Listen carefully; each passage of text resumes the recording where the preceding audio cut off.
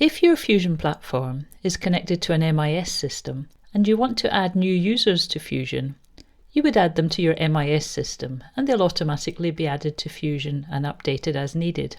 If your Fusion platform is not linked to an MIS system, you'll have to add your users manually. There are two ways to do this. You can use a CSV spreadsheet, and there's another video that deals with how to do that.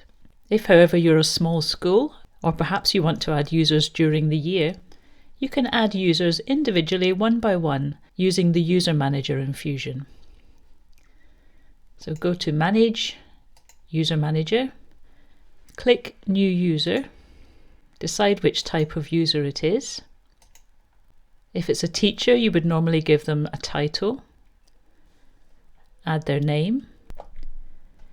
If you have a unique reference number for your students, you can enter it here. You can provide a login name for the student if you want to. And you can choose to give them a password if you want to. You don't need to enter either a login name or a password because the system will assign these for you anyway.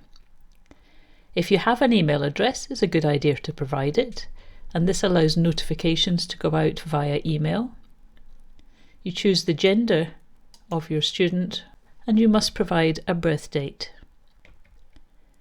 And then create a new account. So you can see that it's used the alias or username that I chose for them, and it's also assigned a temporary password. The student will be asked to create their own password when they log in the first time, unless you set the system to not allow students to change their password. Once you've done that, you can go back to the User Manager, find your student, and then go to Group Membership. So in here we have all the classes in school and all the learning spaces in school listed. And you add your user by level of permissions. So as this is a student, we would normally add a student as a view-only member of groups. But you can choose Contribute or Manager. But I'm going to stick to view-only because it's a student. And all I have to do is tick the classes that this student's a member of, go to the bottom and save changes.